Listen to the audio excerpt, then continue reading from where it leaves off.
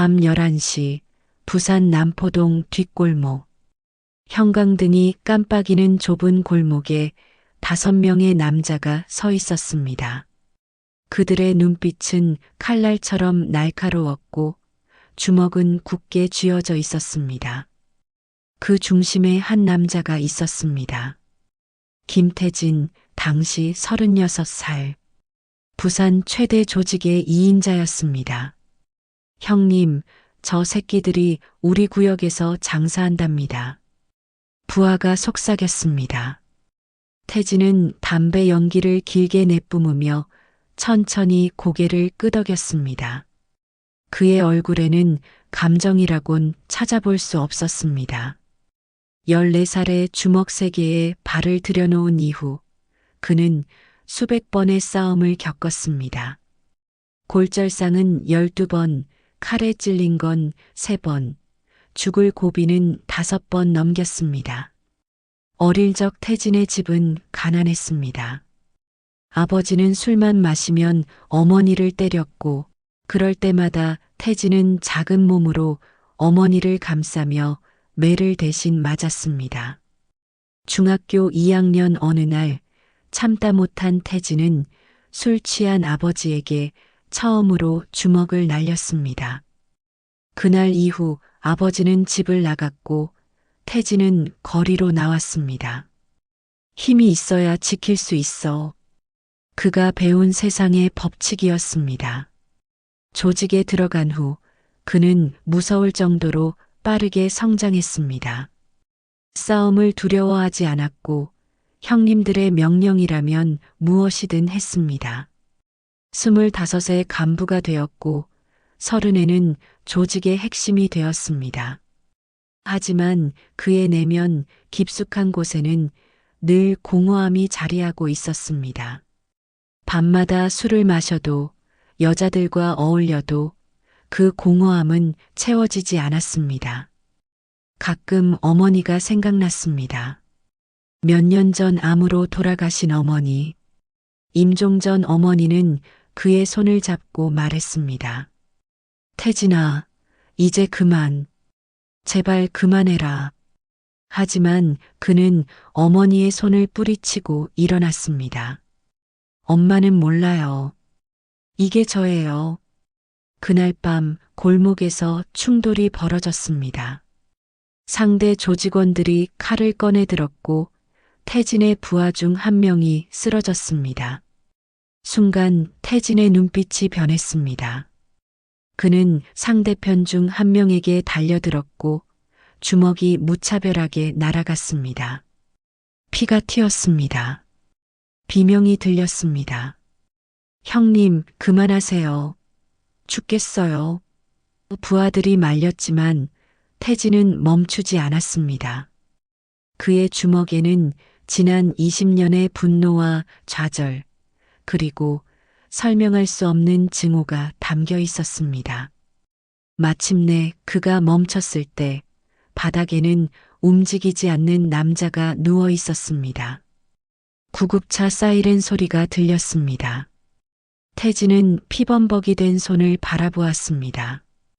이상하게도 그 순간 그는 두렵지 않았습니다. 오히려 텅 비어 있었습니다. 마치 영혼이 빠져나간 것처럼. 또 한 명이구나. 그는 생각했습니다. 자신이 지금까지 다치게 한 사람들의 얼굴이 스쳐 지나갔습니다. 하지만 그는 그 생각을 재빨리 지워버렸습니다. 이게 내 인생이야. 어차피 여기서 죽든지 감옥에서 죽든지 둘 중 하나야. 경찰이 도착했습니다. 태진은 도망가지 않았습니다. 그는 담배 한 개비를 꺼내 물고 경찰을 향해 천천히 걸어갔습니다. 수갑이 채워지는 순간 그는 미소를 지었습니다. 그것은 체념의 미소였습니다. 자포자기한 자의 표정이었습니다. 호송차 안에서 그는 창밖을 바라보았습니다. 도시의 불빛들이 흐릿하게 보였습니다. 저 불빛 아래 수많은 사람들이 평범한 삶을 살고 있을 것입니다. 가족과 저녁을 먹고 아이들의 숙제를 봐주고 따뜻한 잠자리에 들 것입니다. 한때 그도 그런 삶을 꿈꿨던 적이 있었습니다. 하지만 그것은 너무 오래전 일이었습니다. 이제 끝이구나. 태진은 중얼거렸습니다. 그리고 그는 옳았습니다. 하지만 그가 예상한 것과는 다른 방식으로 끝이 다가오고 있었습니다. 그것은 죽음이 아니라 새로운 시작이었지만 그날 밤 태진은 그것을 알 리 없었습니다. 부산지방법원 대법정 2015년 9월 17일 오전 10시 방청석은 기자들과 조직원들 그리고 피해자 가족들로 가득 차 있었습니다. 김태진은 흰색 수갑을 찬 채 피고석에 앉아 있었습니다. 한 달 전 그날 밤의 싸움으로 28살 청년이 의식불명 상태에 빠졌고 결국 사흘 만에 사망했습니다. 검사가 일어섰습니다. 피고인 김태진은 1994년부터 조직폭력배로 활동하며 수십 건의 폭력 사건에 연루되었습니다. 특수상해, 공갈, 협박. 검사의 목소리는 차갑고 단호했습니다. 태진은 무표정하게 앉아 있었습니다. 하지만 그의 손은 미세하게 떨리고 있었습니다. 국선 변호인이 정상 참작을 호소했지만 설득력이 없었습니다.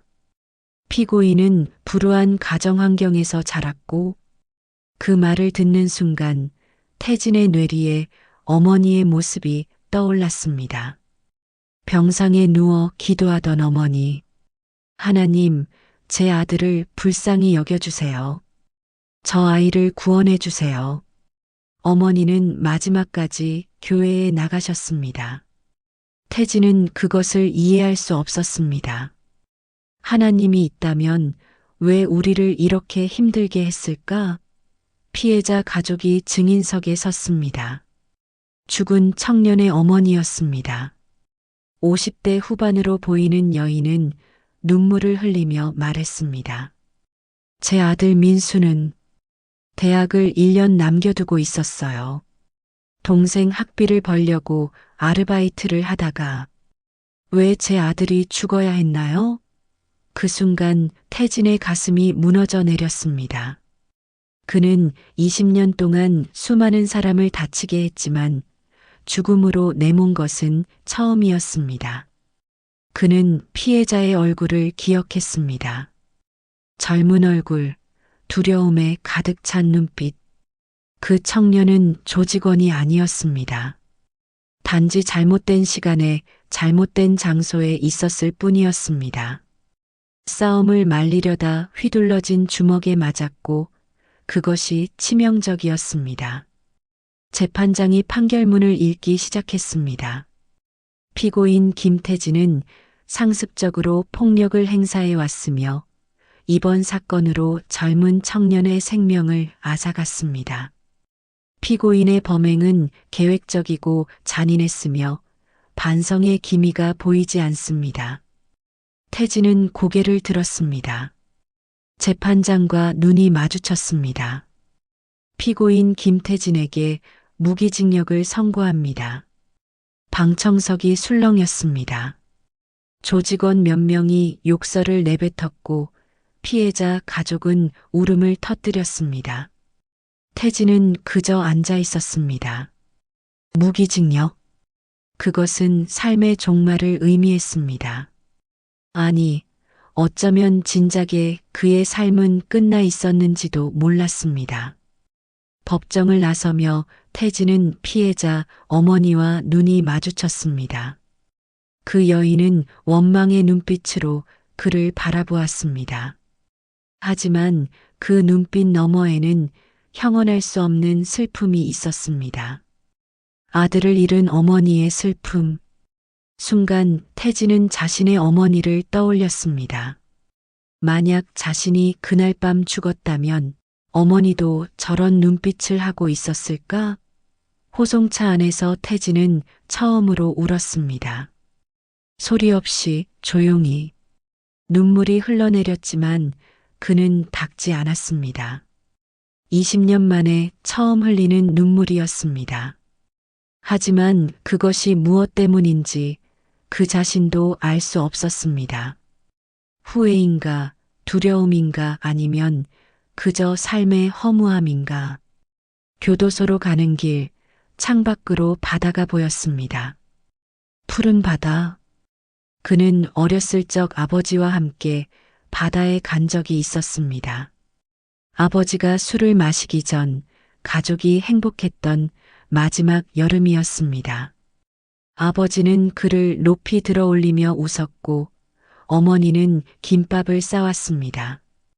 태진아, 넓은 바다처럼 큰 사람이 되어라. 아버지가 말했습니다. 하지만 그는 바다처럼 넓은 사람이 되지 못했습니다. 대신 좁은 골목의 주먹으로 어둠 속의 칼날로 살았습니다. 이제 그는 더 좁은 공간으로 들어가게 될 것입니다. 감옥. 그곳에서 남은 인생을 보내야 합니다. 교도소 정문이 열렸습니다. 높은 담장, 철조망, 감시탑. 태진은 그곳을 바라보았습니다.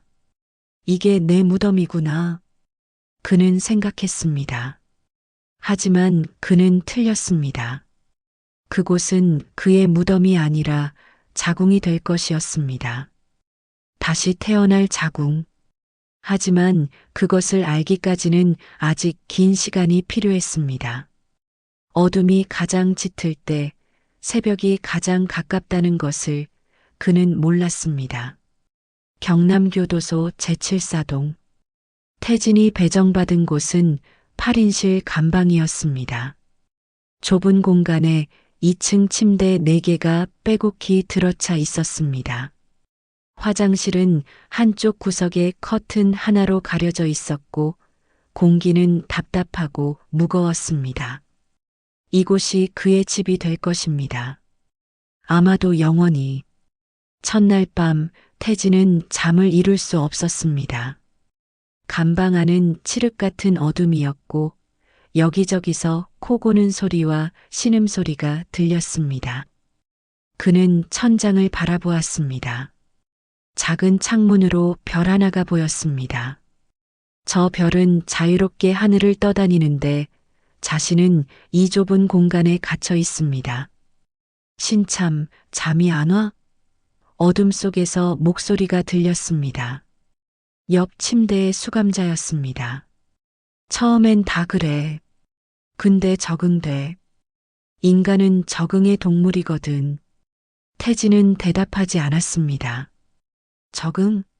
이곳에 적응한다는 것이 과연 좋은 일일까? 첫 주가 지나갔습니다. 교도소 생활은 철저하게 규칙적이었습니다. 새벽 6시 기상, 세면, 점호, 식사, 작업, 점호, 소등. 매일이 똑같았습니다. 시간은 흘러가는 것이 아니라 정체되어 있었습니다. 태진은 작업장에서 종이 상자를 접었습니다. 하루에 수백 개. 손은 기계적으로 움직였지만 머릿속은 혼란스러웠습니다. 밤마다 악몽이 찾아왔습니다. 죽은 청년의 얼굴, 피해자 어머니의 눈빛, 그리고 자신의 어머니. 어머니는 꿈속에서 울고 있었습니다. 태진아, 왜 이렇게 됐니? 왜? 태진은 땀을 흘리며 깨어났습니다. 가슴은 두근거렸고 숨이 막혔습니다. 한 달째 되던 날 식당에서 사건이 벌어졌습니다. 옆 테이블 수감자가 태진을 밀쳤습니다. 야, 조폭 새끼. 여기서도 날뛰고 싶어? 태진의 눈빛이 변했습니다. 순간 그의 몸이 반응했습니다. 주먹을 쥐고 상대를 노려보았습니다. 20년 동안 길들여진 본능이었습니다. 하지만 그는 참았습니다. 주먹을 펴고 고개를 돌렸습니다. 미안합니다. 그가 말했습니다. 상대는 비웃으며 가버렸습니다. 그날 밤 태진은 자신에게 놀랐습니다. 예전의 자신이었다면 가만히 있지 않았을 것입니다. 하지만 지금은 달랐습니다. 왜일까? 무서워서? 아니었습니다. 그는 지쳤습니다.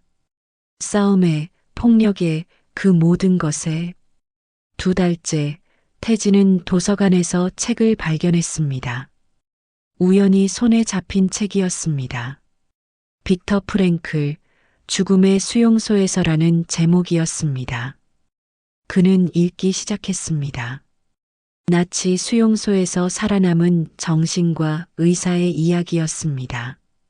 인간에게서 모든 것을 빼앗아 갈 수 있어도 단 한 가지 빼앗아 갈 수 없는 것이 있다. 그것은 주어진 환경에서 자신의 태도를 선택할 자유다. 그 구절을 읽는 순간 무언가가 태진의 가슴을 쳤습니다. 그는 책을 덮고 창문을 바라보았습니다. 자유. 그는 자유를 잃었습니다. 하지만 정말 모든 자유를 잃은 것일까? 아니면 진작에 자유롭지 못했던 것일까? 주먹의 세계에 살 때 그는 자유로웠는가? 조직의 명령에 따라 움직이고 폭력의 굴레에서 벗어나지 못했던 그가 3개월째 감방에 새로운 수감자가 들어왔습니다. 나이 지긋한 남자였습니다. 60대 중반으로 보였습니다. 그는 태진에게 인사했습니다. 안녕하세요. 이강수입니다.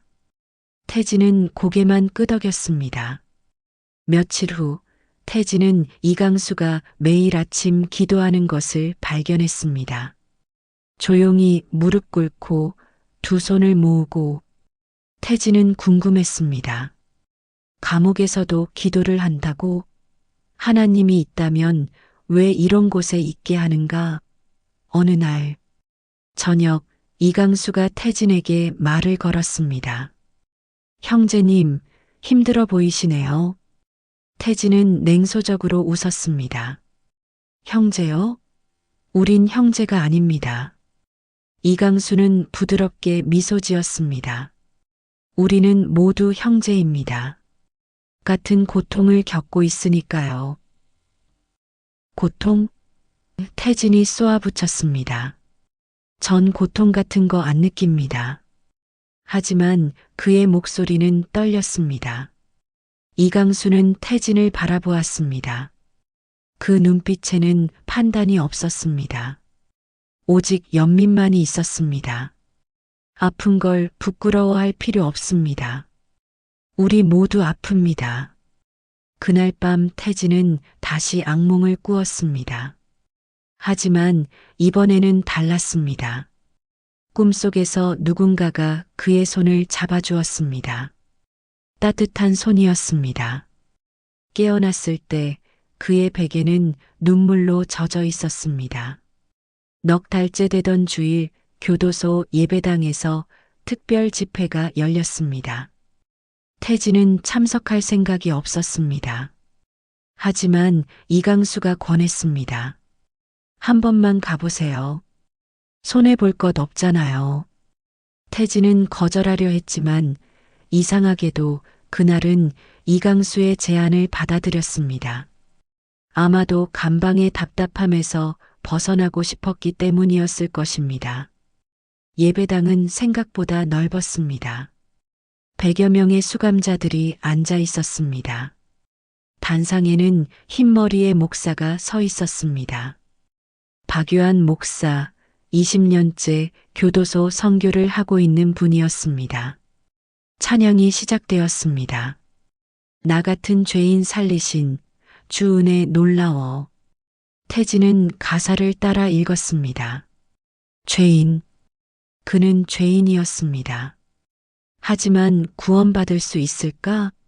사람을 죽인 자가? 박 목사가 설교를 시작했습니다. 사랑하는 형제들, 오늘 제가 여러분께 전하고 싶은 이야기는 한강도에 관한 이야기입니다.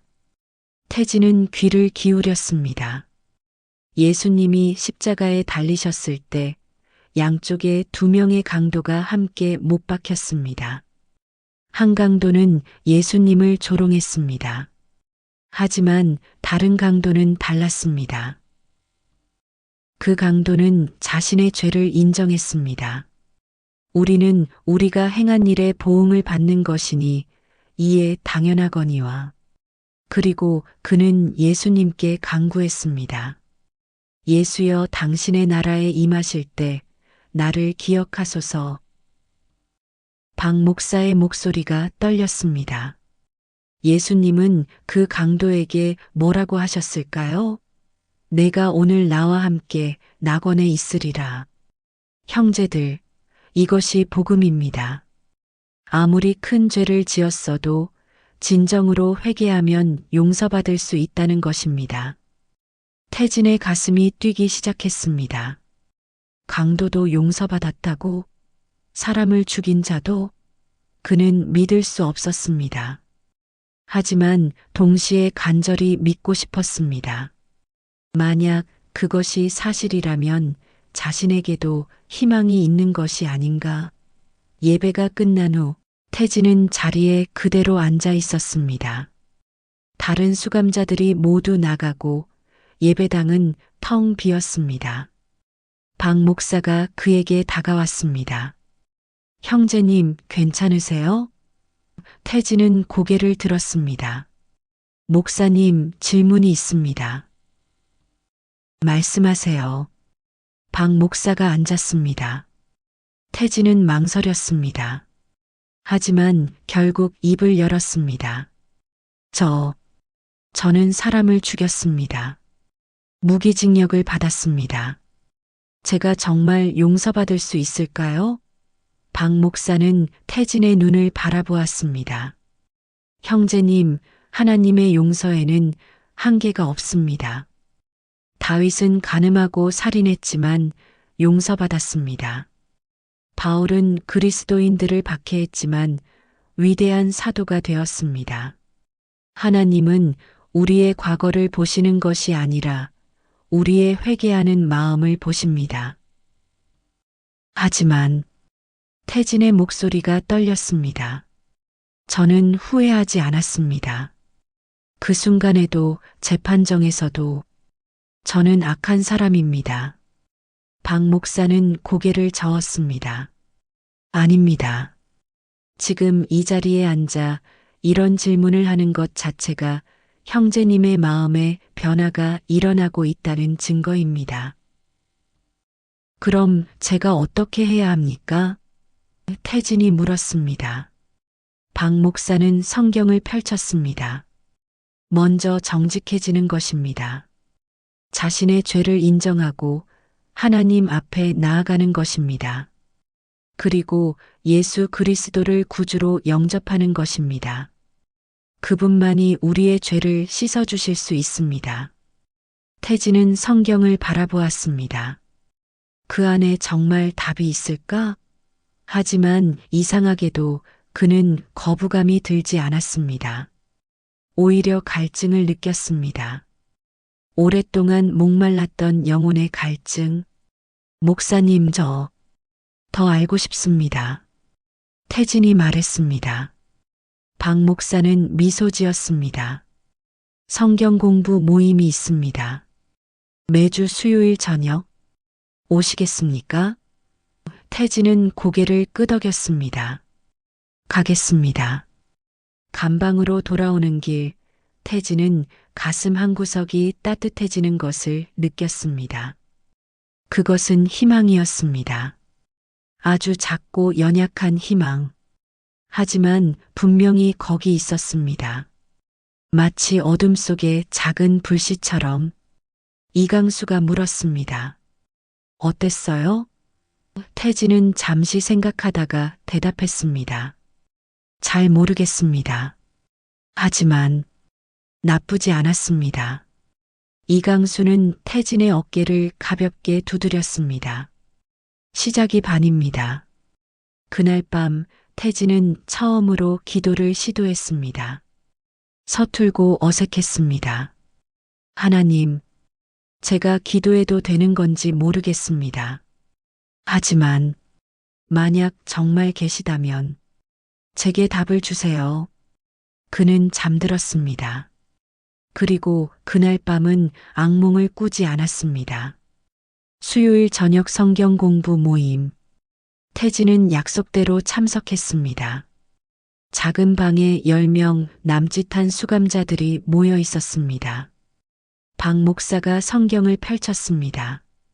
오늘은 탕자의 비유를 공부하겠습니다. 어떤 사람에게 두 아들이 있었습니다.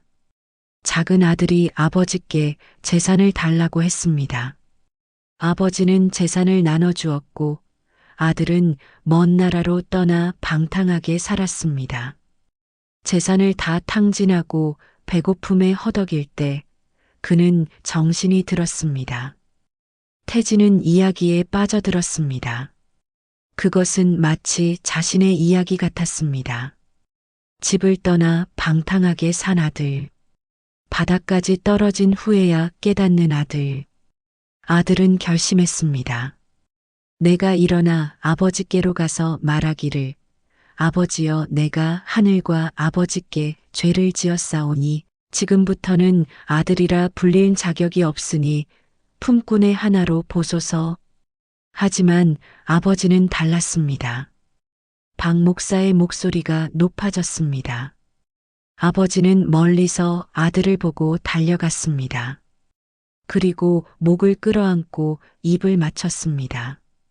아들이 준비한 사죄의 말도 다 듣지 않고 좋은 옷을 입히고 반지를 끼워주고 잔치를 베풀었습니다. 이 내 아들은 죽었다가 다시 살아났으며 잃었다가 다시 찾았노라. 태진의 눈에 눈물이 고였습니다. 그는 급히 눈을 문질렀습니다. 하지만 눈물은 계속 흘렀습니다. 달려오는 아버지. 그것은 그가 평생 갈망했던 장면이었습니다. 자신을 무조건적으로 사랑해주는 아버지. 자신의 죄를 묻지 않고 받아주는 아버지. 박 목사가 말했습니다. 형제들, 이것이 하나님의 사랑입니다. 우리가 죄인임을 아시면서도 우리가 돌아오기를 기다리십니다. 그리고 우리가 돌아서는 순간 달려와 안아주십니다. 공부가 끝난 후 한 수감자가 태진에게 다가왔습니다. 형님, 저 김성호라고 합니다. 사기죄로 5년 받았습니다. 성호는 40대 초반의 평범해 보이는 남자였습니다. 저도 처음엔 믿지 않았습니다. 하지만 이곳에서 하나님을 만났습니다. 정말입니다. 어떻게 만났습니까? 태진이 물었습니다. 성호는 미소 지었습니다. 기도하던 중이었습니다. 갑자기 평안이 임했습니다. 말로 설명할 수 없는 평안. 그리고 확신이 들었습니다. 아, 하나님이 나를 사랑하시는구나. 태진은 반신반의했습니다. 하지만 성호의 얼굴에는 진실이 있었습니다. 그것은 연기할 수 없는 것이었습니다. 저도 그런 경험을 할 수 있을까요? 태진이 조심스럽게 물었습니다. 성호는 고개를 끄덕였습니다. 물론입니다. 하나님은 공평하십니다. 누구에게나 똑같이 사랑을 주십니다.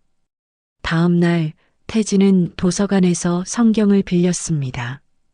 처음 펼친 곳은 시편이었습니다. 여호와는 나의 목자시니 내게 부족함이 없으리로다. 그는 천천히 읽었습니다. 한 구절 한 구절. 내가 사망의 음침한 골짜기로 다닐지라도 해를 두려워하지 않을 것은 주께서 나와 함께 하심이라. 태진은 멈췄습니다. 사망의 음침한 골짜기. 그것은 지금 자신이 있는 곳이 아닌가? 교도소, 이 어둠의 장소. 하지만 주께서 함께 하신다면?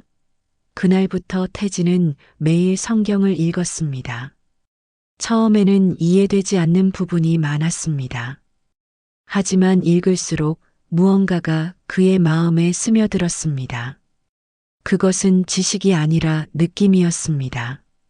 위로, 희망, 그리고 사랑. 일주일 후 성경 공부 모임에서 박 목사가 물었습니다. 누가 간증하고 싶으신 분 있습니까? 태진은 손을 들었습니다. 모두가 놀란 표정으로 그를 바라보았습니다. 태진은 일어섰습니다. 저는 김태진입니다. 무기징역수입니다. 그의 목소리는 떨렸습니다. 저는 20년 동안 폭력배로 살았습니다. 수많은 사람을 다치게 했고 한 사람을 죽였습니다. 저는 악한 사람입니다. 그는 잠시 멈췄습니다. 눈물이 목을 타고 올라왔습니다.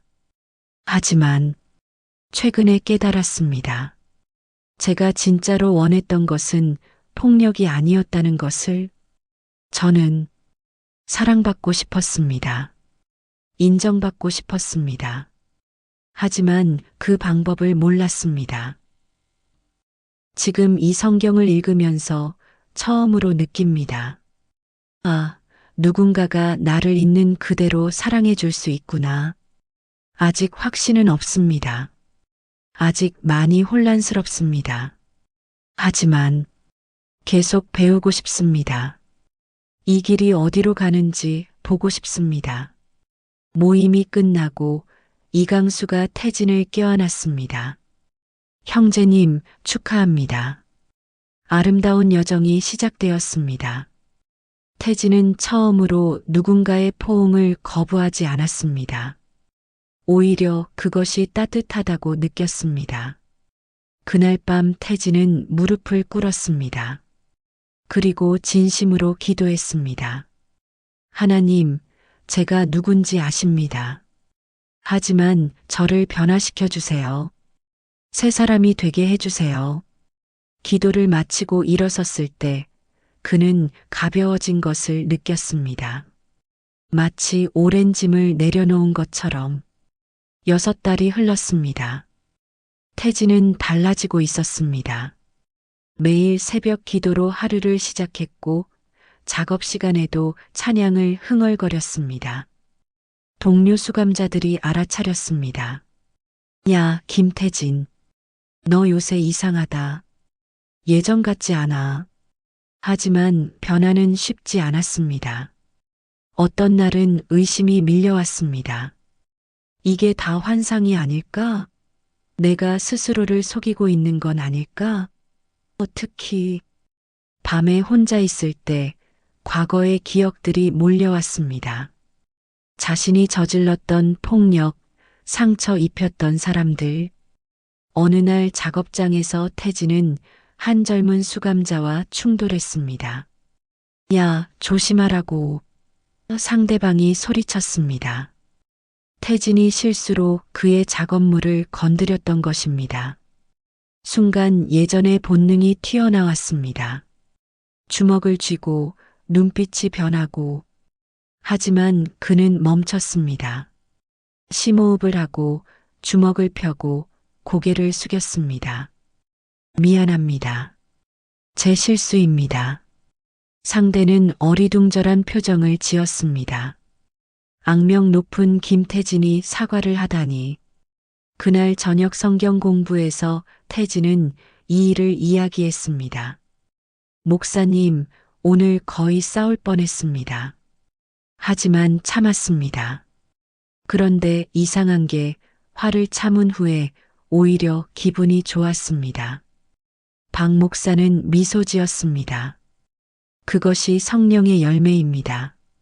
자제력, 온유함. 하지만 목사님, 태진이 말했습니다. 아직도 밤마다 악몽을 꿉니다. 제가 죽인 그 청년이 나타납니다. 저를 원망하는 눈빛으로 바라봅니다. 그리고 피해자 가족들도. 어떻게 해야 합니까? 박 목사는 진지한 표정을 지었습니다. 형제님, 하나님의 용서를 받았다고 해서 과거가 지워지는 것은 아닙니다. 죄책감은 계속될 수 있습니다. 하지만 그것을 하나님께 드리고 하나님의 은혜로 살아가는 것입니다. 그리고 그는 잠시 멈췄습니다. 가능하다면 피해자들에게 진심으로 사죄해야 합니다.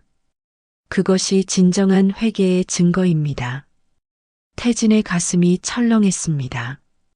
피해자 가족에게 사죄? 그들이 자신을 만나 주기나 할까? 며칠 후 태진은 결심했습니다. 그는 편지를 쓰기 시작했습니다. 죽은 청년 박민수의 어머니에게. 하지만 쉽지 않았습니다. 첫 문장부터 막혔습니다. 뭐라고 시작해야 할까? 미안하다고? 그 말이 무슨 의미가 있을까? 그는 수십 번 편지를 찢었습니다. 다시 쓰고 또 찢었습니다. 일주일이 지났습니다. 마침내 그는 가장 단순하고 진실된 문장으로 시작했습니다. 박민수 어머니께, 저는 당신 아들의 목숨을 앗아간 김태진입니다. 제가 이 편지를 쓸 자격이 있는지 모르겠습니다. 하지만 쓰지 않고는 견딜 수 없어서 이렇게 펜을 듭니다. 저는 변명하지 않겠습니다. 어떤 이유로도 제 행동이 정당화될 수 없습니다. 당신의 아들은 죄가 없었습니다. 단지 잘못된 시간에 잘못된 장소에 있었을 뿐입니다. 그리고 저는 악마였습니다. 눈물이 편지지에 떨어졌습니다. 태진은 계속 썼습니다. 저는 20년 동안 폭력 속에서 살았습니다. 사람을 다치게 하는 것을 아무렇지 않게 여겼습니다. 하지만 당신 아들을 죽이고 법정에서 당신을 보았을 때 처음으로 제가 무엇을 했는지 깨달았습니다. 저는 누군가의 아들을 빼앗았습니다. 누군가의 오빠를 빼앗았습니다. 한 젊은 생명의 미래 전부를 빼앗았습니다. 이것은 용서받을 수 없는 죄입니다. 저는 그것을 압니다.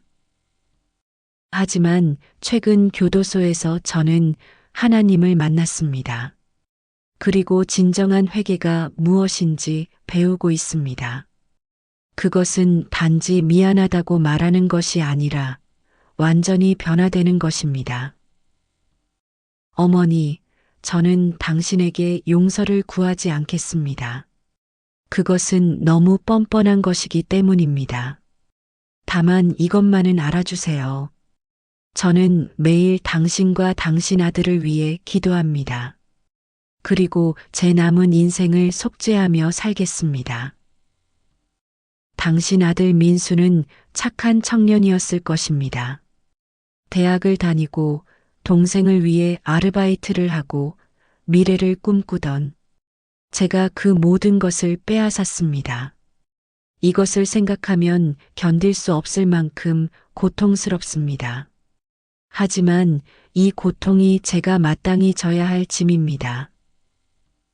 만약 당신이 이 편지를 읽는다면 부디 한 가지만 기억해 주세요. 김태진이라는 사람이 진심으로 후회하고 있다는 것을, 그리고 당신 아들의 죽음이 헛되지 않도록 변화된 사람으로 살려고 애쓰고 있다는 것을. 편지를 다 쓰고 태진은 봉투에 넣었습니다. 그리고 박 목사에게 부탁했습니다. 목사님, 이 편지를 전해주실 수 있습니까? 박 목사는 편지를 받으며 말했습니다. 노력해 보겠습니다. 하지만 형제님, 그분이 받지 않을 수도 있습니다. 알고 있습니다. 태진이 대답했습니다. 하지만 제가 할 수 있는 것은 이것뿐입니다. 나머지는 하나님께 맡깁니다.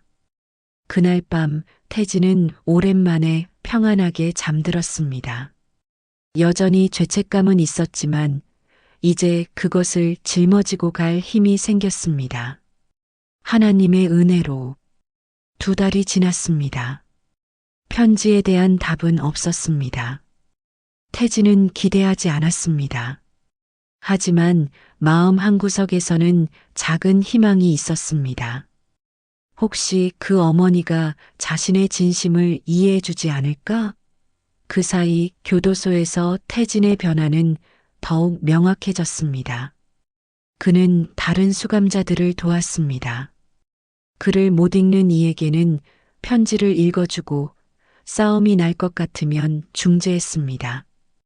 형님, 참으세요. 화는 우리를 더 깊은 구덩이로 몰아넣습니다. 어느 날 감방에 새로운 수감자가 들어왔습니다. 20대 초반의 청년이었습니다. 문신투성이에 눈빛이 거칠었습니다. 바로 태진의 과거 모습이었습니다. 청년의 이름은 최준혁, 폭력조직 하부 조직원이었습니다. 준혁은 첫날부터 문제를 일으켰습니다. 다른 수감자들에게 시비를 걸고 욕설을 퍼붓고 교도관에게 반항했습니다. 태진은 그를 지켜보았습니다. 마치 거울을 보는 것 같았습니다. 20년 전의 자신. 어느 날 밤 준혁이 감방 구석에서 울고 있었습니다. 조용히 소리를 죽여서. 하지만 태진은 들었습니다. 그 울음소리에는 분노와 슬픔과 두려움이 섞여 있었습니다. 태진은 다가가 앉았습니다. 힘든가? 준혁은 눈물을 닦으며 쏘아붙였습니다.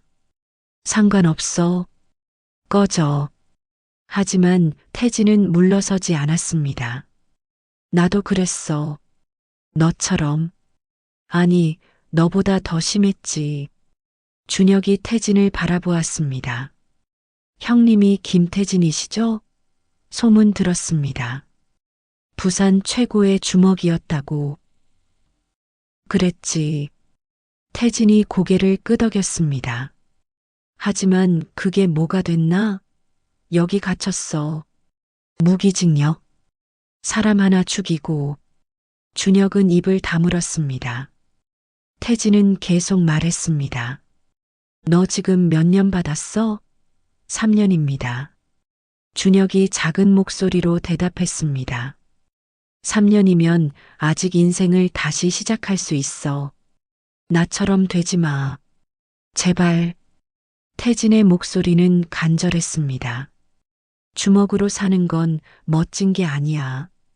그건 지옥이야. 겉으로는 강해 보이지만 속은 텅 비어 있어. 준혁이 물었습니다. 그럼 형님은 어떻게 버티십니까? 무기징역인데. 태진은 미소 지었습니다. 하나님을 만났어. 그분이 나를 변화시키고 계셔. 준혁은 비웃었습니다. 하나님? 그런 게 어디 있어요? 나도 그렇게 생각했어. 태진이 말했습니다. 하지만 이곳에서 내가 경험한 것은 부정할 수 없어. 평안, 희망, 사랑. 내가 평생 찾아 헤맸던 것들이 여기 있었어. 감옥에. 그날 이후 준혁은 조금씩 변하기 시작했습니다. 태진을 따라 예배에 참석하고 성경 공부에 나왔습니다. 처음에는 반항적이었지만 점차 마음을 열었습니다. 형님, 저도 변할 수 있을까요? 물론이지. 태진은 확신에 차서 대답했습니다. 나도 변했잖아. 하나님은 불가능을 가능하게 만드시는 분이야. 8개월째 되던 어느 날 면회 통지서가 왔습니다. 태진은 놀랐습니다. 면회를 올 사람이 없었습니다. 가족은 다 떠났고 조직 사람들과는 연을 끊었습니다. 누구일까? 면회실에 들어섰을 때 태진은 눈앞의 사람을 보고 얼어붙었습니다. 박민수 어머니였습니다. 그 여인은 나이 들어 보였지만 눈빛은 또렷했습니다. 태진은 말을 잃었습니다. 손이 떨렸습니다. 앉으세요. 그 여인이 말했습니다. 목소리는 차가웠지만 차분했습니다. 태진은 조심스럽게 앉았습니다. 긴 침묵이 흘렀습니다. 마침내 어머니가 입을 열었습니다. 당신 편지 받았습니다. 죄송합니다. 태진은 그것밖에 말할 수 없었습니다. 정말 죄송합니다. 눈물이 흘렀습니다. 그는 억제하지 않았습니다. 제가 어머니의 아들을 빼앗았습니다. 박민수 어머니는 핸드백에서 무언가를 꺼냈습니다. 사진이었습니다. 졸업식 사진, 밝게 웃고 있는 청년. 이게 내 아들입니다. 박민수, 28살에 죽었습니다. 태진은 사진을 바라보았습니다. 그 얼굴을 기억했습니다. 그날 밤 골목에서 착한 아이였습니다. 어머니가 계속 말했습니다. 동생 학비를 벌려고 편의점에서 일했어요. 집에 오는 길이었습니다. 그런데 그녀의 목소리가 떨렸습니다. 당신 때문에 죽었습니다. 예. 태진은 고개를 숙였습니다. 제 죄입니다. 다시 침묵이 흘렀습니다.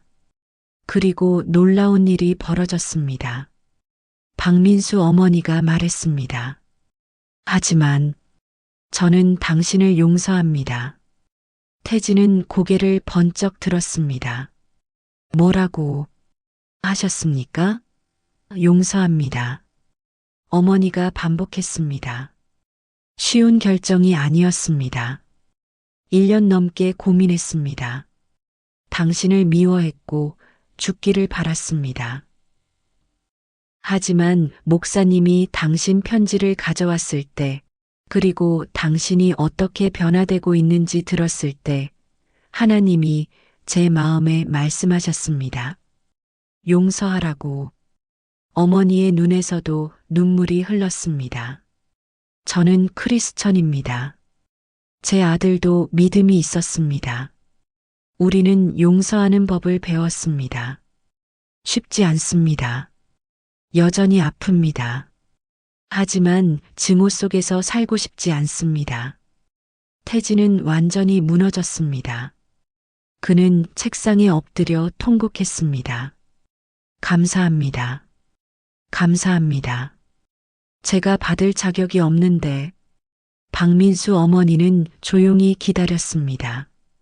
면회 시간이 끝나갈 무렵 그녀는 마지막으로 말했습니다. 당신이 진정으로 변했다면 제 아들의 죽음에 의미를 주세요. 다른 사람들을 도우세요. 그것이 민수가 바랐을 일입니다. 그렇게 하겠습니다. 태진은 약속했습니다. 제 남은 인생을 걸고. 박민수 어머니의 용서는 태진의 삶을 완전히 바꿔놓았습니다. 그것은 단순한 말이 아니라 실제하는 은혜였습니다. 그날 밤 태진은 무릎을 꿇고 하나님께 울부짖었습니다. 주님, 이렇게 큰 사랑이 있다는 것을 몰랐습니다. 용서받을 수 없는 저를 용서해 주셨습니다. 이제 저를 쓰소서. 다음 날 예배에서 태진은 간증했습니다. 100여 명의 수감자들 앞에서 그는 자신의 이야기를 털어놓았습니다. 폭력의 세월, 죽음의 그 밤, 무기징역, 그리고 복음과의 만남. 마지막으로 피해자 어머니의 용서. 형제들, 태진이 말했습니다. 제가 20년 동안 찾았던 것이 무엇인지 아십니까? 힘이었습니다. 주먹으로, 칼로, 폭력으로 얻는 힘. 하지만 그것은 가짜였습니다. 진짜 힘은 용서하는 힘입니다. 사랑하는 힘입니다. 저는 사람을 죽였습니다. 제 손으로. 하지만 하나님은 저를 버리지 않으셨습니다. 그리고 피해자 어머니까지도 저를 용서해 주셨습니다. 이것이 복음입니다. 이것이 십자가의 능력입니다. 예배당은 숙연했습니다. 많은 이들이 울고 있었습니다. 태진의 이야기는 그들의 이야기이기도 했습니다. 모두가 죄인이고 모두가 용서가 필요하고 모두가 변화를 갈망하고 있었습니다. 간증 후 10명 넘는 수감자가 앞으로 나왔습니다. 저도 예수님을 영접하고 싶습니다. 그들은 눈물을 흘리며 기도했습니다. 그날 12명이 새롭게 결신했습니다. 태진은 그들을 한 명 한 명 안아주었습니다. 환영합니다, 형제. 새로운 삶이 시작되었습니다. 그날 이후 태진은 교도소의 영적 리더가 되었습니다. 박 목사를 도와 성경 공부를 인도하고 새 신자들을 양육했습니다. 그는 특히 폭력 조직 출신 수감자들에게 집중했습니다. 그들의 마음을 이해했기 때문입니다. 최준혁도 그 중 하나였습니다. 준혁은 태진을 따라 예수님을 영접했고 완전히 다른 사람이 되었습니다. 형님, 제가 이렇게 평안할 수 있다니 믿어지지 않습니다. 준혁이 말했습니다. 예전엔 항상 화가 나 있었거든요. 그게 죄의 결과야. 태진이 설명했습니다. 죄는 우리를 묶어. 하지만 예수님은 그 사슬을 끊으셔. 이제 너는 자유야.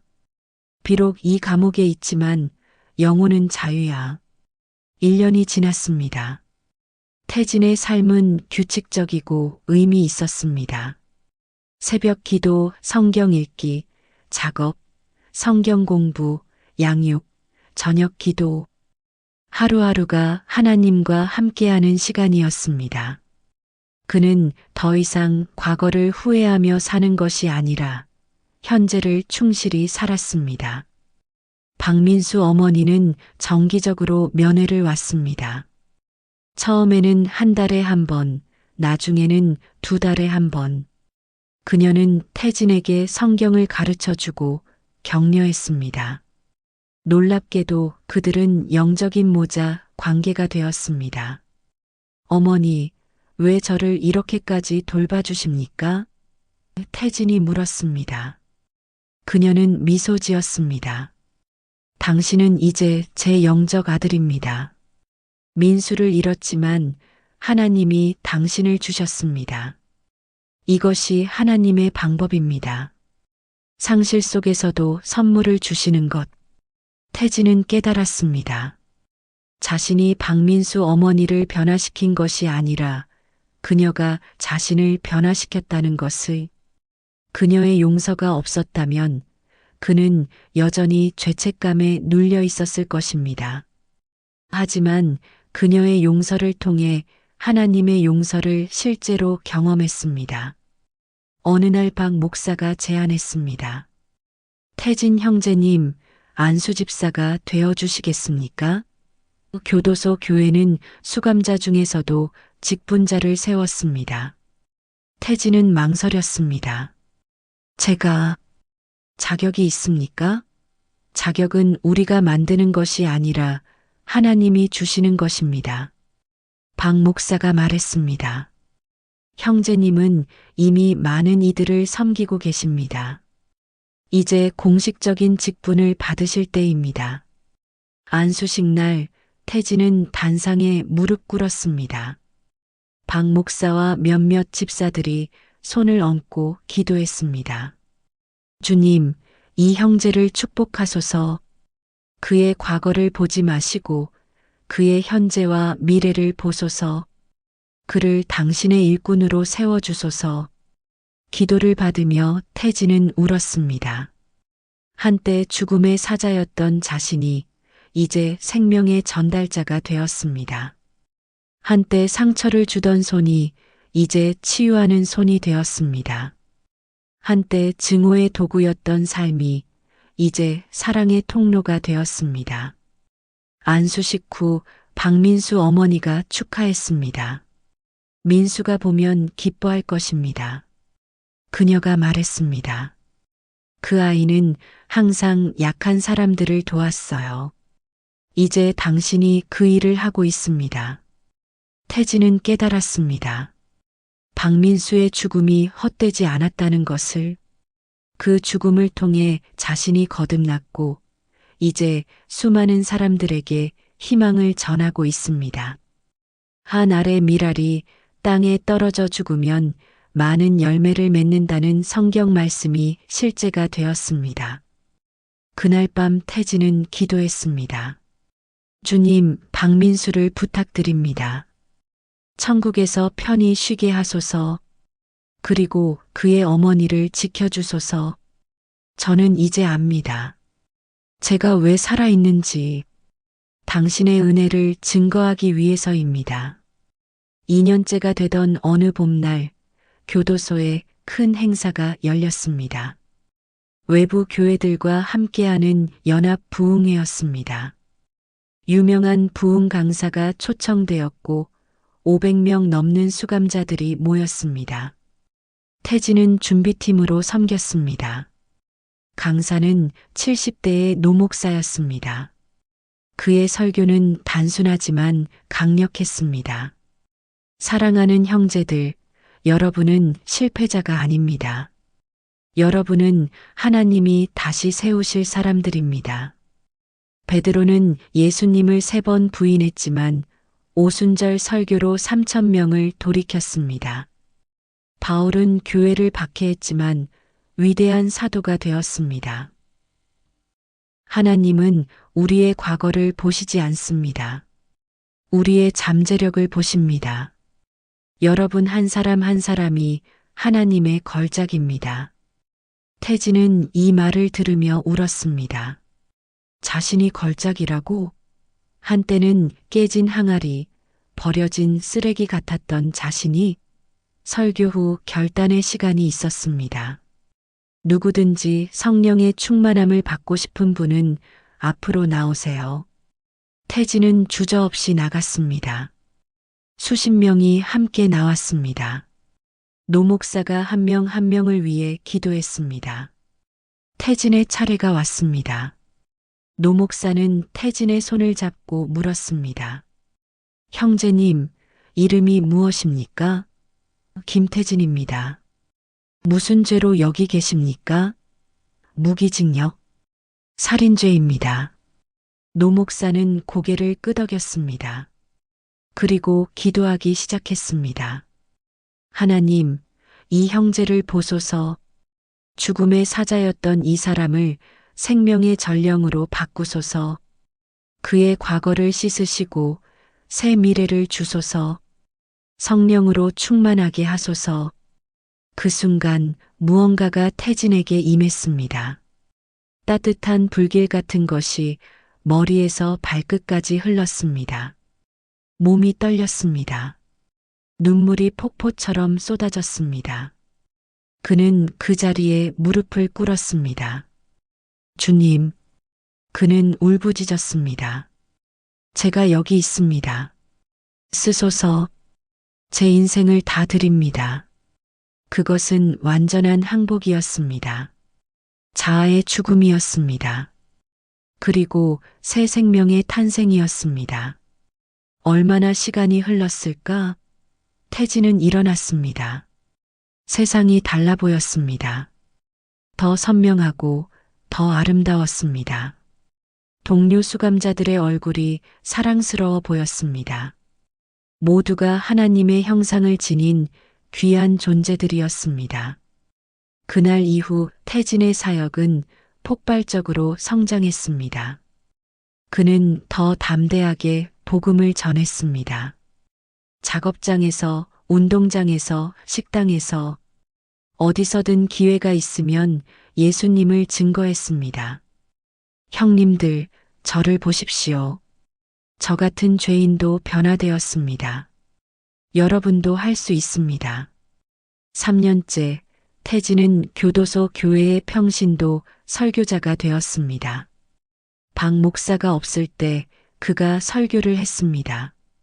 그의 설교는 화려하지 않았지만 진실했습니다. 자신의 경험에서 우러나온 말들이었습니다. 어느 주일 태진은 탕자의 비유로 설교했습니다. 자신이 처음 복음을 듣던 날의 본문이었습니다. 형제들, 우리는 모두 탕자입니다. 집을 떠나 방탕하게 살다가 바닥을 친 자들입니다. 하지만 아버지는 우리를 기다리십니다. 아버지는 아들이 돌아오기만을 바라십니다. 그리고 아들이 먼 곳에서 오는 것을 보면 달려가 안아주십니다. 이것이 하나님의 사랑입니다. 조건 없는 사랑, 용서하는 사랑. 설교 중 태진은 자신의 이야기를 나눴습니다. 저는 주먹으로 20년을 살았습니다. 사람들을 때리고 위협하고 한 사람을 죽였습니다. 저는 지옥으로 가는 길을 걷고 있었습니다. 하지만 하나님은 포기하지 않으셨습니다. 이 교도소로 저를 인도하셨습니다. 그리고 여기서 이 어두운 곳에서 빛을 보게 하셨습니다. 형제들, 이것이 은혜입니다. 우리가 받을 자격이 없는데도 주시는 선물. 많은 수감자들이 울었습니다. 설교 후 20명이 앞으로 나와 결신했습니다. 태진은 그들과 함께 기도했습니다. 주님, 이들을 받아주소서, 변화시켜 주소서, 새로운 피조물로 만들어 주소서. 그날 저녁 태진은 감방에서 일기를 썼습니다. 주님, 감사합니다. 3년 전 제가 이곳에 왔을 때 저는 죽은 자였습니다. 하지만 당신이 살리셨습니다. 이제 저는 압니다. 무기징역이 저주가 아니라 축복이라는 것을. 이곳에서 저는 진정한 자유를 찾았습니다. 주님, 제게 남은 인생이 얼마나 될지 모르겠습니다. 어쩌면 여기서 죽을 수도 있습니다. 하지만 괜찮습니다. 제가 사는 곳이 중요한 것이 아니라 제가 누구와 함께 사는가가 중요하니까요. 저는 당신과 함께 살고 있습니다. 문득 태진은 어머니를 떠올렸습니다. 돌아가시기 전 기도하던 어머니. 하나님, 제 아들을 불쌍히 여겨주세요. 저 아이를 구원해 주세요. 어머니의 기도가 응답되었습니다. 늦었지만 이루어졌습니다. 엄마, 태진은 중얼거렸습니다. 이제 이해해요. 엄마가 왜 끝까지 기도했는지, 하나님이 정말 살아계시다는 것을, 그리고 기도를 들으신다는 것을. 엄마, 보고 싶어요. 천국에서 만나요. 그때는 자랑스러운 아들로 만날게요. 그날 밤 태진은 가장 평안한 잠을 잤습니다. 꿈속에서 그는 넓은 들판을 걷고 있었습니다. 햇살이 따뜻했고 바람이 부드러웠습니다. 그리고 저 멀리 누군가가 손을 흔들고 있었습니다. 어머니였습니다. 태진은 달려갔습니다. 그리고 깨어났습니다. 미소를 지으며 2024년 가을 김태진의 무기징역 9년째. 그는 51살이 되었습니다. 머리에는 흰머리가 섞였고 얼굴에는 주름이 생겼습니다. 하지만 그의 눈빛은 젊었습니다. 아니, 젊다기보다 맑았습니다. 평화로웠습니다. 교도소 교회는 성장했습니다. 9년 전 30명이었던 교인이 이제 200명이 넘었습니다. 태진은 교회의 중추적 역할을 했습니다. 안수 집사로서, 설교자로서, 상담자로서 그는 하루도 쉬지 않고 섬겼습니다. 최준혁은 3년형을 마치고 출소했습니다. 출소 전날 밤 그는 태진에게 말했습니다. 형님, 밖에 나가서도 신앙 지키겠습니다. 형님이 가르쳐 주신 대로 살겠습니다. 태진은 그를 껴안았습니다. 주님이 함께 하실 거야. 힘들 때 기도해. 그리고 교회 꼭 나가. 6개월 후 준혁에게서 편지가 왔습니다. 형님, 저 지금 교회 청년부 회장입니다. 그리고 직업훈련학교 다니면서 용접 배우고 있습니다. 제 인생이 이렇게 달라질 줄 몰랐습니다. 다 형님 덕분입니다. 태진은 편지를 읽고 감사 기도를 드렸습니다. 박민수 어머니는 계속 면회를 왔습니다. 이제 그녀는 70을 바라보는 나이가 되었습니다. 하지만 여전히 태진을 돌보았습니다. 어머니, 이렇게까지 하실 필요 없습니다. 태진이 말했습니다. 아니에요. 당신은 제 아들이에요. 영적 아들. 어느 날 그녀는 특별한 소식을 전했습니다. 태진아, 민수 동생이 목사가 되었어. 태진은 놀랐습니다. 정말입니까? 응. 신학대학원을 졸업하고 이번에 목사 안수를 받았어. 형 때문이래. 형의 죽음이 헛되지 않게 하려고 목회자가 되기로 했대. 태진은 울었습니다. 박민수의 죽음이 이렇게 많은 열매를 맺고 있었습니다. 자신의 변화, 준혁의 변화, 교도소의 많은 이들의 변화, 그리고 이제 박민수 동생까지. 하나님은 정말 놀라운 분이십니다. 태진이 말했습니다. 2024년 12월 교도소에서 특별 집회가 열렸습니다. 주제는 회복과 소망이었습니다. 주 강사는 유명한 간증 전도자였는데 놀랍게도 그는 태진의 이야기를 알고 있었습니다. 김태진 형제님, 간증을 해주시겠습니까? 태진은 100여 명의 청중 앞에 섰습니다. 그 중에는 수감자들도 있었고 외부에서 온 자원봉사자들도 있었고 교도관들도 있었습니다. 그는 심호흡을 하고 시작했습니다. 저는 김태진입니다. 무기징역 9년째 복역 중입니다. 사람을 죽인 죄로 이곳에 왔습니다. 9년 전 제가 이곳에 왔을 때 저는 완전히 죽어 있었습니다. 육체는 살아 있었지만 영혼은 죽어 있었습니다. 저는 20년 동안 조직 폭력배로 살았습니다. 주먹이 제 정체성이었습니다. 힘으로 사람들을 지배하고 폭력으로 문제를 해결했습니다. 하지만 그것은 가짜 삶이었습니다. 속은 텅 비어 있었고 매일 밤 악몽에 시달렸습니다. 그러다 이곳에서 하나님을 만났습니다. 아니, 정확히 말하면 하나님이 저를 찾아오셨습니다. 성경 공부를 통해서, 기도를 통해서, 그리고 사람들을 통해서, 특히 제가 죽인 청년의 어머니를 통해서 청중이 숨을 죽였습니다. 태진은 계속했습니다. 그 어머니는 저를 용서해 주셨습니다. 아들을 잃은 어머니가 살인자를 용서했습니다. 그것이 가능한 이유는 단 하나입니다. 하나님의 사랑입니다. 9년 동안 저는 변화되었습니다. 더 이상 폭력적이지 않습니다. 더 이상 분노하지 않습니다. 대신 사랑하고 섬기고 용서합니다. 이것은 제 힘으로 된 것이 아닙니다. 성령의 능력입니다. 여러분, 태진은 청중을 둘러보았습니다. 저 같은 사람도 변할 수 있다면 누구든 변할 수 있습니다. 문제는 죄의 크기가 아니라 하나님을 받아들일 마음의 준비입니다. 여러분은 준비되었습니까? 간증 후 수십 명이 앞으로 나왔습니다. 결신자들을 위해 기도할 때 태진은 하나님의 임재를 느꼈습니다.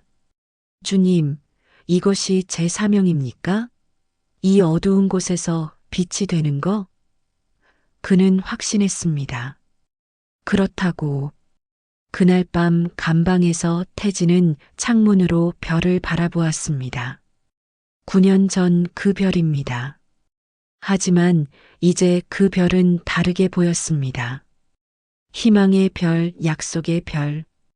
그 별처럼 자신도 어둠 속에서 빛나고 있었습니다. 주님, 그는 기도했습니다. 제가 언제 이곳을 나갈지 모릅니다. 어쩌면 평생 여기 있을 수도 있습니다. 하지만 괜찮습니다. 제가 있어야 할 곳은 당신이 보내신 곳이니까요. 이곳이 제 선교지입니다. 다음 날 아침, 새로운 수감자가 감방에 들어왔습니다. 젊은 청년이었습니다. 눈빛이 거칠고 몸에는 문신이 가득했습니다. 태진은 그를 보며 미소 지었습니다. 또 한 명의 탕자, 또 한 명의 가능성. 어서 와. 태진이 손을 내밀었습니다. 이름이 뭐야? 박준서요. 청년이 경계하며 대답했습니다. 준서야, 잘 왔어. 여기 힘들 텐데 우리가 도와줄게. 우린 가족이야. 박준서는 어리둥절한 표정을 지었습니다. 교도소에서 가족이라고? 하지만 태진의 눈에는 진심이 있었습니다. 가족이요?